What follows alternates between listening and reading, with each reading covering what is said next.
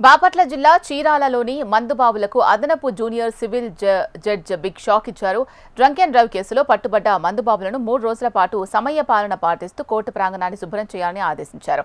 ఈ నెల 30న drunk and drive తనిఖీల్లో 10 మంది మందుబాబులు పట్టుబడినట్లు బార్ అసోసియేషన్ అధ్యక్షుడు రమేష్ బాబు తెలిపారు.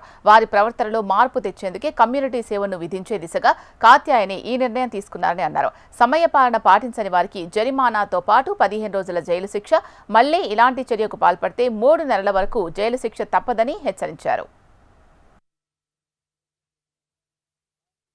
అనగా 30/7/2025న 1వ పట్టణ సిఐ గారు డ్రంక్ అండ్ డ్రైవ్లో 10 మందిని కోర్టులో హాజరుపరచగా చీరాల అదనపు జూనియర్ సివిల్ జడ్జి అయినటువంటి కె కాశాయిని గారు 3 రోజులు ఈ కోర్టు శుభ్రతను చేయవలసిందిగా ఆదేశించారు.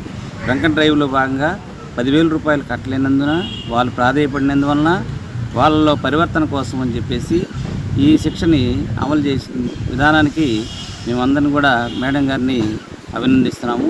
అట్లాగే ప్రజలందరూ కూడా గమనించి మన పరిసరాలను పరిశుభ్రంగా ఉంచుకుంటూ ఈ మద్యానికి బానిసలు కాకుండా మద్యం తాగి వెహికల్స్ నడపకుండా చట్టానికి అనుగుణంగా అందరూ ప్రవర్తించాలని చెప్పేసి కోరుకుంటూ మరొకసారి మా న్యాయమూర్తి అయినటువంటి జె కాశాయిని మేడం గారికి మరొకసారి బార్ అసోసియేషన్ తరఫున అభినందనలు, కృతజ్ఞతలు తెలుపుతున్నాం.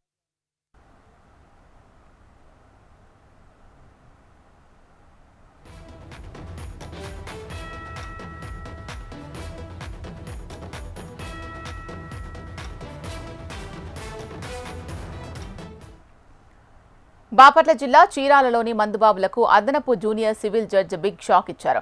డ్రంక్ అండ్ డ్రైవ్ కేసులో పట్టుబడ్డ మందుబాబులను 3 రోజుల పాటు సమయపాలన పాటిస్తూ కోర్టు ప్రాంగణాన్ని శుభ్రం చేయాలని ఆదేశించారు. ఈ నెల 30న డ్రంక్ అండ్ డ్రైవ్ తనిఖీల్లో 10 మంది మందుబాబులు పట్టుబడినట్లు బార్ అసోసియేషన్ అధ్యక్షుడు రమేష్ బాబు తెలిపారు. వారి ప్రవర్తనలో మార్పు తెచ్చేందుకే కమ్యూనిటీ సేవను విధించే దిశగా కాత్యాయని ఈ నిర్ణయం తీసుకున్నారని అన్నారు. సమయపాలన పాటించని వారికి జరిమానాతో పాటు 15 రోజుల జైలు శిక్ష, మళ్లీ ఇలాంటి చర్యకు పాల్పడితే 3 నెలల వరకు జైలు శిక్ష తప్పదని హెచ్చరించారు.